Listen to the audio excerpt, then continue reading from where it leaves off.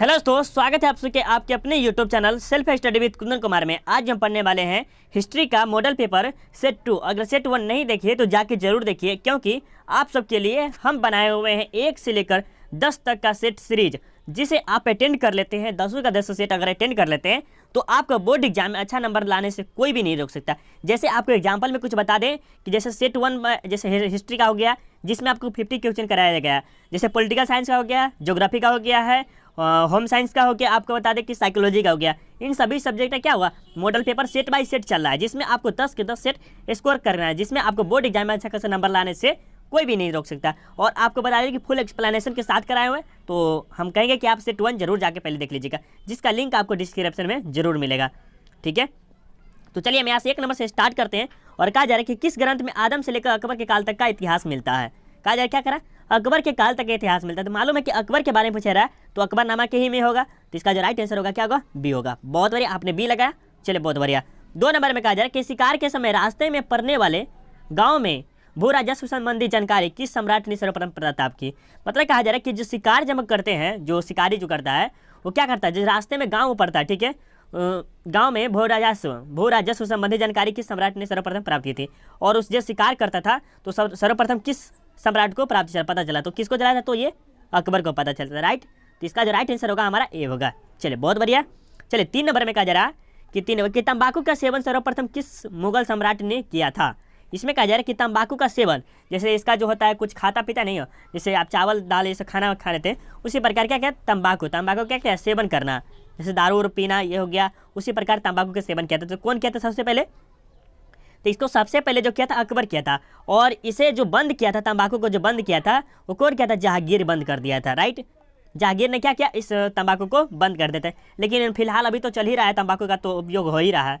चलिए अब चले 4 नंबर में कहा जा रहा है कि आर्यों की सभ्यता किस नाम से जानी जाती है। जो आर्य की जो सभ्यता है वह किस नाम से जानी जाती है, तो ये जो है ना किस नाम से जानी जाती है, तो इसका जो राइट आंसर बी हमारा राइट आंसर, वैदिक सभ्यता से नाम से जाती है। और आपको बताते हैं हड़प्पा सभ्यता में आपको पता है कि पशुपति महादेव की पूजा किया जाता है। और वैदिक सभ्यता में आपके किसके प्रकृति का पूजा किया जाता है। और साथ ही साथ वैदिक सभ्यता में आपको क्या मिला है कि लोहा मिला है। फिर उसके बाद क्या किए, वैदिक सभ्यता में आपको देखिए सामवेद, यजुर्वेद, अथर्ववेद ये सभी मिले हुए। ठीक है, ये सब वेद के बारे में पढ़ाया गया, किसमें, वैदिक सभ्यता में। आपको डिटेल में पढ़ाया हुआ चैप्टर बाय चैप्टर, तो आप जरूर देखे होंगे। चलिए अब 5 नंबर में कहा जा रहा है कि किसके शासनकाल में बौद्ध धर्म का विभाजन मतलब क्या होता है, टूटना बिखरना, यही होता है। हीनयान और महायान संप्रदाय में हुआ था। मतलब जो है ना विभाजन मतलब क्या होता है, विभक्त होना। किसमें, हीनयान और महायान संप्रदाय में होता है। तो किसके काल में होता है, तो ये किसके, चलिए बहुत बड़ी आपने लगाया बी, चलिए बहुत बड़ी आपने 100% बी लगाया, कनिष्क के काल में। और ये किस शताब्दी में हुआ था, तो ये जो हीनयान और महायान का जो विभक्त हुआ था वो किस शताब्दी में था, 4th शताब्दी में। ये आप जरूर याद रखेंगे, किस शताब्दी में, 4th शताब्दी में। राइट, चलिए बहुत बढ़िया। और ये देखिए 6 नंबर बहुत ही वेरी वेरी इंपॉर्टेंट क्वेश्चन। और देखिए इसमें जो टॉप क्वेश्चन लिया गया है 50 पर टॉप क्वेश्चन, हम कहेंगे यही कि क्या पूरा का पूरा वीडियो देख लेते और समझिए कि आपको जो है ना पूरा सही हो रहा है, तो समझिए कि आपका हिस्ट्री में बहुत अच्छा खासा तैयारी भी है। ठीक है, चलिए यहाँ से 24 नंबर में 6 नंबर का कि जैन धर्म के 24वें तीर्थकर कौन है। जैन धर्म के 24वें तीर्थकर कौन है, तो इसका जो राइट आंसर क्या, तो ये हमारा महावीर स्वामी है। और 23वें आपसे जरूर पूछा है 23वें कौन होगा, आप जल्दी जल्दी कमेंट करिए। 23वें कौन था, जैन धर्म के 24वें तो महावीर स्वामी हो गया। और 23वें कौन थे, तो चलिए बहुत बढ़िया आपने कमेंट किया पार्श्वनाथ, चलिए बहुत बढ़िया क्या किया, पार्श्वनाथ था। और प्रथम कौन था, तो प्रथम कौन था, आप जल्दी कमेंट करें, प्रथम कौन था, जैन धर्म के प्रथम तीर्थकर कौन थे, तो ऋषभदेव। चलिए बहुत बढ़िया, ऋषभदेव, चलिए बहुत अच्छा। चलिए आगे चलते 7 नंबर में। चलिए कहा जा रहा है कि 7 ऋग्वैदिक कालीन लोग किसकी पूजा करते थे। जिसमें ऋग्वैदिक के बारे में बताएं कि जिसमें होता है कि इसमें क्या लोहा हुआ के खोज हुआ था, तो यह किस में, देखिए पहले तो था प्रकृति, जो इसमें जो हड़प्पा सभ्यता पढ़े तो वहाँ पर शहर था। उसके बाद जो पढ़े होंगे वैदिक सभ्यता, जिसमें आपको क्या हुआ गाँव के बारे में पता चलती है। तो अजुर्ब गजुर्ब बातें हैं, तो इसमें जो किसकी, तो प्रकृति का पूजा किया जाता है, किसमें, ऋग्वैदिक कालीन लोग में। ठीक, चलिए बी आपने लगाया, बहुत अच्छा बात है। चलिए 8 नंबर में कहा जा रहा है कि मानव जीवन के संपूर्ण जीवन को कितने आश्रमों में बांटा गया। ये जो मानव है, ह्यूमन, जिसको कितने संपूर्ण जीवन है वो कितने आश्रमों में बांटा गया, 4, 2, 5, 3। इसका जो राइट आंसर आपको कराया गया, सभी के सभी क्वेश्चन कराया गया। और इसमें अगर महत्वपूर्ण सभी लिया गया है तो आप जरूर के पूरा अटेंड करिए। तो इसका जो राइट आंसर हमारा क्या होगा, तो 4 होगा। चलिए बहुत बढ़िया, अब 4 बताएं कौन कौन सा है, जल्दी कमेंट करेंगे। कौन सा है? ब्रह्मचार्य। क्या होता है ब्रह्मचार्य? एक में फर्स्ट में आपको याद रखेंगे, हमारे मेरे साथ बोलिए। मानव जीवन के संपूर्ण जीवन को कितने आश्रम में बांटा गया? तो 4। कौन कौन? ब्रह्मचार्य। एक नंबर बोलिए ब्रह्मचार्य। गृहस्थ जीवन। क्या होता है? गृहस्थ जीवन। क्या होता है? गृहस्थ जीवन। वानप्रस्था, संन्यास। क्या होता है? फर्स्ट में बोलिए ब्रह्मचार्य, गृहस्थ, वानप्रस्था, संन्यास। 4 फटाफट बोलिए, आप सब अपने मन से बोलिए, यहाँ से बुलाएंगे, कंटिन्यू आपको बनाना है। चलिए 9 नंबर में कहा जा रहा है कि श्रीमद् भगवत गीता के महत्व पर किसने विचार व्यक्त किया? किसने विचार किया? जल्दी जल्दी कमेंट करेंगे। वाह वाह, बहुत अच्छा। बहुत स्टूडेंट का A, B, C, D और बहुत ने कहा कि सर पूरा का पूरा सही होगा। चलिए आपने सही किया है, D आपने लगाया 100% सही है। चलिए आगे चलते हैं। 10 नंबर है कि गीता में उपदेश दिया गया है। गीता में क्या उपदेश दिया गया है? कि कर्म करो, कर्म करते रहो। क्या करो? भविष्य की चिंता मत करो, भविष्य में क्या होगा इसका चिंता मत करो। कर्म फल हमारे हाथ नहीं है, जो काम करते हैं उसका कर्म फल हमारे हाथ में नहीं थे। इसका जो राइट आंसर जो हमारा होगा क्या होगा? D होगा। इनमें से मेरा राइट आंसर D होगा। चलिए आपने D लगाया, बहुत अच्छा। चलिए 11 नंबर में कहा जा रहा है कि अपने स्वयं के खर्चे से सुदर्शन झील की मरम्मत किसने करवाई थी? अपने पैसा से, मतलब अपने पैसा से क्या हुआ? सुदर्शन झील की मरम्मत करवाया था। तो किसने करवाया था? तो इसने अशोक करवाया था, रुद्रदमन, स्कंदगुप्त, कनिष्क। इसका जो राइट आंसर क्या हुआ? तो बहुत बढ़िया, बहुत बढ़िया, आपने किया रुद्रदमन। चलिए 11 का कमेंट क्या? रुद्रदमन। चलिए बहुत अच्छा। अब चलिए 12 नंबर में कह रहा है कि अर्थशास्त्र की रचना कब हुई थी? अर्थशास्त्र की रचना कब हुई थी? और पहले बताइए इसके अर्थशास्त्र के लेखक कौन है? अर्थशास्त्र के लेखक कौन है? तो बहुत बढ़िया, आपने किया कौटिल्य, विष्णु, मतलब कौटिल्य बोल सकते हैं, विष्णु बोल सकते हैं, चाणक्य भी बोल सकते हैं। और इसके जो शताब्दी में जो बोला जा रहा है तो ये 4वीं शताब्दी में हुआ था। ठीक है, किसके शासनकाल में? तो कनिष्क के काल में, कनिष्क के काल में 4वीं शताब्दी ईसा पूर्व में हुआ था। राइट। और इसके जो लेखक कौन है? तो कौन है? कौटिल्य है या विष्णुगुप्त है या चाणक्य, दोनों में 3 4 इसी बोलते हैं। देखिए अगर हमारे चैनल को फर्स्ट बार आए हैं तो क्या करना है? चैनल को सब्सक्राइब कर लेना है। क्या करना है? फर्स्ट ऑफ ऑल सबसे पहले आपको चैनल को सब्सक्राइब करना है। सेकेंड बाई आपको क्या करना है? नोटिफिकेशन ऑल कर लेना है। और थर्ड आपको क्या करना है? वीडियो को शेयर कर देना है। राइट। चलिए यहाँ तक आपको समझ में आ गया मेरे ख्याल से। हम यही कहेंगे आप चैनल को सब्सक्राइब जरूर कर लेंगे। चलिए और यहाँ 13 नंबर पे कहा जा रहा है कि मेगास्थनीज किस यूनानी शासक के राजदूत के रूप में पाटलिपुत्र आया था? ये जो मेगास्थनीज है, जिसने इंडिका नामक पुस्तक में क्या किया? जो ये इंडिया में जो देखे थे वही लिखा था। ये कहाँ के ये यात्री थे? तो यूनान के। मेगास्थनीज कहाँ के थे? यूनान के थे। कहाँ क्या थे? एक राजदूत थे। क्या थे? राजदूत थे। वही कहाँ आए थे? तो पाटलिपुत्र आया था। किसके शासनकाल में? किसके शासनकाल में? जल्दी कमेंट करेंगे। सिकंदर, फिलिप, सेल्यूकस, इनमें से कोई नहीं। 12 13 का क्या होगा? 13 का क्या होगा? चलिए बहुत बढ़िया, आपने कमेंट किया सेल्यूकस। चलिए C लगाने वाला का 100% सही है। चलिए बहुत बढ़िया। कहा जा रहा है 14 नंबर की किसने लिखा? वास्तविक सुकर्म हुआ है जिससे प्रजा सुखी तथा संपन्न हो। क्या कह रहा है? कि वास्तविक सुकर्म हुआ है जिससे प्रजा सुखी तथा संपन्न हो। किसने लिखा है? तो ये मेगास्थनीज हो गया, आपके चंद्रगुप्त हो गया, विष्णुगुप्त है या कौटिल्य। तो ये किसने लिखा था? तो ये कौटिल्य बोले थे कि जिससे वास्तविक सुकर्म हुआ है जिससे प्रजा सुखी तथा संपन्न हो। कौटिल्य लिखे थे। राइट। चलिए बहुत बढ़िया। 15 नंबर में देखिए सेल्यूकस ने अपनी पुत्री का विवाह किस राजा के साथ किया था? इसके पुत्री का नाम क्या था? सेल्यूकस की पुत्री का नाम क्या था? तो हेलन था। क्या नाम था? हेलन। ये जरूर याद रखेंगे, इसकी पुत्री का नाम क्या था? तो हेलन। और किसके साथ विवाह करा दिया था? तो चंद्रगुप्त मौर्य के। बहुत बढ़िया, आपने कमेंट किया C। चलिए 100% आपका सही है, C आपका राइट आंसर है। चलिए बहुत बढ़िया। चलिए अब यहाँ से आगे चलते हैं। 15 नंबर तक कंप्लीट है। आपसे बताइएगा 15 में 15 अभी तक सही हुआ है ना? चलिए पूरा अटेंड करना। चलिए 16 नंबर में कह रहा है कि जीवक कहाँ का रहने वाला था? जीवक कहाँ का रहने वाला था? बहुत स्टूडेंट इसमें कर लेते तक्षशिला। तक्षशिला गलत होगा, तक्षशिला नहीं लगाना है। इसका जो राइट आंसर होगा क्या होगा? राजगिरी होगा। ये जो तक्षशिला जो मतलब जो है ना, ये तक्षशिला में जीवक 7 साल रहा था। क्या था?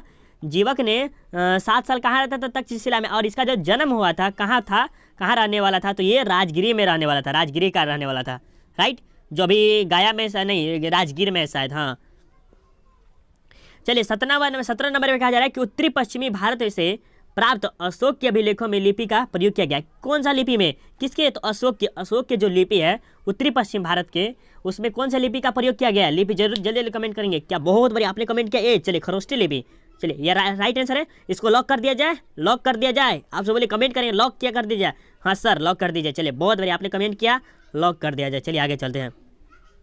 18 नंबर में कि अशोक ने कौन से बौद्ध भिक्षु के प्रभाव में आकर बौद्ध धर्म का समर्थक बन गया? समर्थक मतलब विरोधी बन गया। किसके? बौद्ध भिक्षु के आकर। किसके? अशोक ने। मतलब जो अशोक है क्या करता था? बौद्ध धर्म का बहुत प्रचार करता था। उसके लिए ने बौद्ध धर्म के प्रचार के लिए वो अपने पुत्र और पुत्री दोनों को क्या किया? बहुत जगह भेजवाया था। मतलब श्रीलंका भी भेजा हुआ था यही। और अशोक ने बहुत तन मन धन से बहुत बौद्ध धर्म के प्रचार के लिए किया था। तो इस किसके भिक्षु के प्रभाव में आकर क्या किया, तो उपगुप्त की क्या किया, उसके प्रभाव में बौद्ध धर्म का समर्थक बन गया, राइट। चलिए 19 नंबर में कहा जा रहा है कि अशोक ने महेंद्र और संघमित्रा को धर्म प्रचार के लिए किस देश में भेजा था। देखिए अभी बोला है कि अशोक ने क्या किया, तन मन धन से काम किया, तो क्या किया ही प्लस में अपने पुत्र और पुत्री को क्या किया, धर्म प्रचार के लिए भेजा था। तो कहाँ भेजा था, तो सिंघल द्वीप में, जो श्रीलंका के नाम से भी जाना जाता है, कहा जाता है श्रीलंका के नाम से भी जाना जाता है, राइट। चलिए 20 नंबर में कि समुद्रगुप्त की तुलना किस यूरोपीय शासक से की जाती है, समुद्रगुप्त की तुलना किस यूरोपीय शासक से की जाती है। चलिए बहुत बढ़िया, आपने कमेंट क्या, बहुत बढ़िया, आपने नेपोलियन पे लॉक लगा दिया जाए, लॉक लगा दिया जाए नेपोलियन पे। चल लॉक लगा दिया जाए, लॉक लगा दे। चल बहुत बढ़िया, आपने नेपोलियन को ही कमेंट किया, बहुत अच्छा। चलिए 21 नंबर में बोला जा रहा है कि गंदे पानी की निकासी की समुचित व्यवस्था सर्वप्रथम किस सभ्यता में देखने को मिलती है। अब देखिए जब कहा जा रहा है कि गंदे जो पानी होता है निकासी की समुचित व्यवस्था सर्वप्रथम किस सभ्यता में मिलती देखने को मिलती है। जैसे मान लीजिए आप गाँव में रहते हैं, वहाँ पर क्या होता है कि गंदा नाली होता है, वहाँ पर नाली तो अभी बना नहीं होगा, लेकिन खासकर बना होता है बहुत शहर में, मेरे यहाँ तो नहीं बना हुआ है, बट आपके यहाँ बना है कि नहीं बना, वहाँ गंदा पानी गादा जाता है नाले के बहाव से। तो वहीं कौन सा सभ्यता में सबसे पहले था, तो इसको लगा दे, क्या लॉक लगा दे, चीनी सभ्यता पर लॉक लगाया जाए, लॉक लगाया जाए चीनी सभ्यता पे, लॉक लगाया जाए चीनी सभ्यता। आपसे कमेंट करेंगे लॉक लगाया जाए, नो, बहुत से ने कहा नहीं सर यह नहीं होगा, नहीं होगा, नहीं होगा। चलिए हम भी कर रहे हैं नहीं होगा। चलिए अब ए पर लॉक लगाते, ए पर लगाया जाए, ए पे लॉक लगाया जाए कि इसको भी गलत कर दे, नहीं ये राइट आंसर है। बहुत स्टूडेंट बोले सर यस सर, बहुत अच्छा है। चलिए 22 नंबर में देखिए हड़प्पा सभ्यता के स्थल से स्त्री के गर्भ से पौधा निकलता दिखता है। ये जो स्त्री के गर्भ से है ना, क्या होता है, पौधा निकलता है। कौन सी सभ्यता से, स्त्री के, मतलब हड़प्पा सभ्यता से क्या होता है, स्त्री के गर्भ से पौधा निकलता है। कहाँ से निकलता है, चलिए बताइए, बलूचिस्तान, मोहनजोदड़ो, हड़प्पा, आलमगीरपुर। तो इसके कहाँ है, तो यहाँ हड़प्पा ही हमारा राइट आंसर होगा। चलिए बहुत बढ़िया, आपने क्या किया, सी कमेंट किया, बहुत अच्छा। रुक जाइए हल्का थोड़ा देर, नोटिफिकेशन आ रहा है तो इससे दिक्कत दे सकता है, कोई भी कॉल कर देगा तो। चलिए यहाँ तक आपको कंप्लीट है। चलिए अब यहाँ 23 नंबर में कहा है कि सिंधु सभ्यता में गोदीबारा का प्रमाण कहाँ से मिला। ये किसी भी स्टूडेंट का गलत नहीं होना चाहिए, कहाँ से मिला, 23 नंबर का कमेंट करेंगे कहाँ से मिला। चलिए लोथल का लॉक कर दिया जाए, लोथल को लॉक कर दिया जाए। चलिए यस, चलिए बहुत बढ़िया। चलिए 24 नंबर के सिंधु सभ्यता की किस देश के साथ व्यापारिक संबंध नहीं था। ये जो सिंधु सभ्यता जो जानते हैं सिंधु सभ्यता की जो देश है उससे साथ क्या था, व्यापारिक संबंध नहीं था। तो किससे नहीं था, तो चीन से नहीं था, राइट। इसका जो राइट आंसर डी होगा। चलिए बहुत बढ़िया। 25 नंबर में कहा जा रहा है कि सिंधु सभ्यता की जुड़वा राजधानी थी, सिंधु घाटी सभ्यता की जो जुड़वा राजधानी कौन कौन सी है, तो ये है हड़प्पा और मोहनजोदड़ो। कौन है, तो हड़प्पा और मोहनजोदड़ो, राइट आंसर सी। और बता दें कि हड़प्पा का जो उत्खनन हुआ था 1921 में हुआ था, और मोहनजोदड़ो के 1922 में। और इसका जो किया था दयाराम साहनी किया था, और इसका जो किया था राखालदास बनर्जी किया था। इससे बहुत स्टूडेंट कन्फ्यूज रहते कि सर इसका क्या होगा, इसका क्या होता है। बहुत स्टूडेंट पूछा भी है और उसको बताया भी है। तो 1921 में हुआ था दयाराम साहनी का, जिसने किसी पे दया नहीं किया, हड़प लिया सभी के समान। तो हड़प्पा की याद रख सकते हैं। और मोहनजोदड़ो की याद रख सकते हैं आर.डी. बनर्जी या राखालदास बनर्जी, ये भी याद रख सकते हैं, जिन्होंने 1922 ईस्वी में इसका उत्खनन करवाया था, राइट, खोज की थी। चलिए सिंधु सभ्यता की लिपि लिखी जाती थी। सिंधु घाटी सभ्यता की जो लिपि थी वो कैसा लिपि था, तो भावनात्मक था। कैसा, भावनात्मक, जो दाएं से क्या करते हैं, बाएं लिखा जाता है, दाएं से बाएं। चलिए बहुत बढ़िया, दाएं से बाएं। अपनी सब आप जो हम सब जो लिखते हैं और आप लिखते हैं वो बाएं से दाएं यहाँ से स्टार्ट करते हैं, और उन सब का जो लिपि था इधर से स्टार्ट होता था। चलिए 27 नंबर की लोधी वंश का अंतिम शासक कौन था। लोधी वंश का अंतिम शासक कौन था, तो इब्राहिम लोधी था। यही जो अंतिम शासक था जिन्होंने क्या किया, 1526 ईस्वी में 1526 ईस्वी में बाबर और इब्राहिम लोधी के बीच में क्या हुआ था, युद्ध हुआ था, जिसमें क्या हुआ, बाबर की जीत हुआ था और इब्राहिम लोधी का हार हुआ था। यहीं से इब्राहिम लोधी का जो लोधी वंश का था अंतिम शासक था, और यहीं से समाप्ति भी हो गया, ठीक है। और वहीं से 1526 ईस्वी से ही बाबर ने क्या किया, अपना सम्राट खड़ा कर दिया वहीं से, ठीक है। और वहाँ पर मुगल वंश का भी चलना स्टार्ट कर दिया था, 1526 से ही स्टार्ट किया था। चलिए, और 1530 ईस्वी में उसका मृत्यु भी हुआ था बाबर का। 28 में निम्न में से कौन मुगल शहजादी थी जो कवित्री थी। ऐसे कौन है, कवित्री जो मुगल शहजादी थी, ये कौन थी, तो जहाँ आरा थी। इन्होंने क्या किया, यह एक कवित्री थी, राइट, जहाँ आरा, याद करेंगे जरूर। चलिए खंडवा के युद्ध कब हुआ था, खंडवा के युद्ध कब हुआ था, ये आपको पता है कि कब था, 1527 में हुआ था, ठीक है, 1527 में हुआ था। और इसमें महाराजा प्रताप शाही से ही नाम था, और इसमें बाबर और महाराणा प्रताप के बीच में हुआ था, जिसमें बाबर का जीत हुआ था और एक किसका हार हुआ था। और 1526 में भी क्या हुआ था, इब्राहिम लोधी और बाबर के बीच में हुआ था, जिसमें बाबर की जीत हुआ और इब्राहिम लोधी की हार हुआ था। और 1528 में 29 में भी हुआ था युद्ध, और 1530 में फाइनली उसका मृत्यु हो गया 1530 ईस्वी में। और किस कारण अभी मृत्यु हुआ इसके बारे में हम डिटेल में नहीं पढ़े हैं कि बाबर के मृत्यु किस वजह से हुआ है, इसके बारे में नहीं पढ़े, तो उसको हम अभी नहीं बता पाएंगे। और इसे हम और बाबर के बारे में खुद और बढ़िया से पढ़ेंगे तो आपको जरूर बताएंगे, ठीक है। चलिए, लेकिन जितना पता था अभी जस्ट बता दिए। चलिए, जजिया किससे लिया जाता था? जजिया जो है किससे लिया जाता था? तो ये किससे लिया था? जिमियों से लिया जाता था। और जजिया जो कर था वो किससे? गैर मुसलमानों से, मतलब मुसलमान से नहीं लिया जाता था, हिंदू से लिया जाता, गैर मुसलमान। समझ रहे हैं ना कि जजिया होता है ये कर होता है, क्या होता है? टैक्स। आप समझते हैं टैक्स, वही वो आता था किससे? तो ये जिमियों से लिया जाता है। चलिए, यहाँ से बोलेंगे कि आपको चैनल सब्सक्राइब किए हैं कि नहीं किए। एक और बात पूछने चाहते हैं कि चैनल सब्सक्राइब किए कि नहीं किए। बहुत स्टूडेंट वाले सर हाँ किए हुए, और जो नहीं किए तो सब्सक्राइब कर लीजिए और बगल में बेल आइकन उसको ऑल कर लीजिए, ताकि जितने भी वीडियो डालेंगे उसका नोटिफिकेशन आपको जाता रहेगा। चलिए, यहाँ तक तो कंप्लीट है। चलिए, 31 नंबर में कहा जा रहा है कि बाबर ने किस शासक को पराजित करके मुगल साम्राज्य की स्थापना की थी? अब बताया कि बाबर ने क्या किया 1526 ईस्वी में। 1526 ईस्वी में इब्राहिम लोदी को क्या किया? पराजित कर दिया था। वहीं से क्या हुआ? मुगल साम्राज्य की नींव डालना स्टार्ट कर दिया। किसने? तो बाबर ने, राइट। चलिए, बहुत बढ़िया। 32 नंबर में कह रहे हैं कि मुगल सम्राट अकबर का राज्याभिषेक कब हुआ था? मुगल सम्राट अकबर का क्या हुआ था? राज्याभिषेक हुआ था। कब हुआ था? तो ये 1556 ईस्वी में हुआ था। किसका? तो अकबर का। और 1556 से लेकर 1560 तक इसका टोडरमल एक अथी था, ठीक है। ये इसका क्या कहते कुछ होता है, इसका था ये 1560 से लेकर, इसका ध्यान नहीं पड़ रहा है। हाँ, चलिए, कोई बैरम खाई शायद ऐसे था। चलिए, 33 नंबर देखिए, किस मुगल शासक ने दास प्रथा समाप्त कर दिया था? और इसने क्या किया? दास प्रथा का मतलब समाप्त कर दिया था। किसने किया था? तो अकबर ने किया था। इसको क्या किया? अकबर ने क्या किया? दास प्रथा को समाप्त कर दिया, राइट। चलिए, यहाँ तक तो कंप्लीट है ना। और ये शायद दास प्रथा शायद 1964 में, 1564 की 1964 में, 1564 में शायद इसका क्या हुआ था? समाप्त। ये आप कंफर्म करेंगे ये सही है कि गलत, आप जरूर कंफर्म कर देंगे मुझे, ठीक है। थोड़ा सा याद नहीं है। चलिए, 34 नंबर के हरिहर और बुक्का ने विजयनगर साम्राज्य की स्थापना की थी। कब की थी? तो ये कब की थी? ये 1336 ईस्वी में किया गया था। कब किया था? तो 1336 ईस्वी में। क्या किसने किया था? तो हरिहर और बुक्का ने, दोनों भाई था, ठीक है। कहाँ किया था? विजयनगर में किया था, राइट। 34 का आपको पता चल गया होगा। चलो, बहुत बढ़िया। चलिए, 35 नंबर की सर्वप्रथम विजयनगर की यात्रा पर आने वाला विदेशी यात्री कौन था? सर्वप्रथम आया था विजयनगर में, जिसको विजयनगर की स्थापना किसने? तो हरिहर और बुक्का ने किया था, ठीक है। और एक कौन था? तो निकोलो कोंटी था। सबसे पहले यही आया हुआ था। कहाँ? तो विजयनगर आया हुआ था। और किसके? देवराय प्रथम के शासनकाल में आया था। किसके? देवराय प्रथम के शासनकाल में आया हुआ था। और ये जो विजयनगर की यात्री थे, कहाँ का यात्री था? तो इटली का था, राइट, ठीक है। कौन था? निकोलो कोंटी कहाँ था? तो इटली का था। कहाँ आया था? विजयनगर आया था। चलिए, हम्पी को यूनेस्को द्वारा विश्व पुरातत्व स्थल किस वर्ष घोषित कर दिया था? ये तो कब किया गया था? तो 1986 में किया गया था, राइट। चलिए, 37 नंबर में कि सांची स्तूप को सुरक्षित रखने में अहम भूमिका निभाई थी। अहम भूमिका निभाया था, कौन निभाया था? तो चलिए, बहुत नहीं अच्छा, एच कोल, शाहजादा बेगम, सुल्तान जहाँ बेगम, इनमें से सभी हमारा राइट में से क्या हो? तो सभी होगा, ठीक है। आपके चलिए, अब 38 नंबर कहा जा रहा है।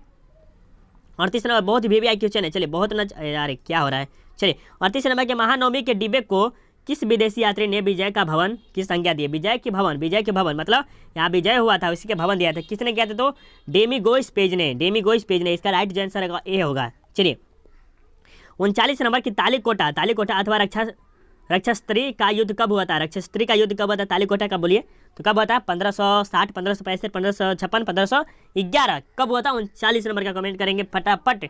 कब हुआ था? तो ये 1500 कब हुआ था? 1565 में हुआ था। राइट आंसर बी होगा। चलिए, बहुत बढ़िया। चलिए, 40 नंबर में कि निजामुद्दीन औलिया की दरगाह है। निजामुद्दीन औलिया की दरगाह कहाँ है? इससे बहुत से स्टूडेंट गड़बड़ा जाते हैं। निजामुद्दीन औलिया का दरगाह कहाँ है? तो जल्दी जल्दी कमेंट करेंगे। तो इसका जो राइट आंसर है, दिल्ली लॉक लगा दिया जाए। दिल्ली पे लॉक लगा दिया जाए कि गलत रख दिया जाए? दिल्ली पे लॉक लगा दिया जाए। चलिए, बिल्कुल गलत है, बिल्कुल गलत है। दिल्ली वाले का बिल्कुल ही गलत है। नहीं बाबू, दिल्ली वाले का 100% सही है। हम मजाक कर रहे थे।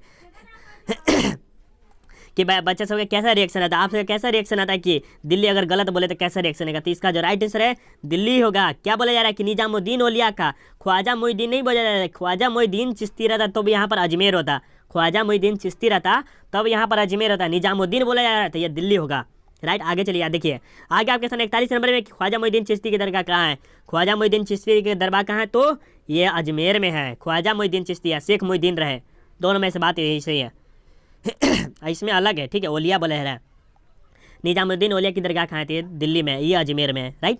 चलिए, निजामुद्दीन औलिया दिल्ली के किस सुल्तान के समकालीन थे? या देखिए, दिल्ली के में बोला जा रहा है। निजामुद्दीन औलिया कहाँ के थे? दिल्ली के थे। तो कहाँ के सुल्तान काल समकालीन थे? तो कहाँ के थे? चलिए, बहुत बढ़िया, मोहम्मद बिन तुगलक, राइट आंसर डी।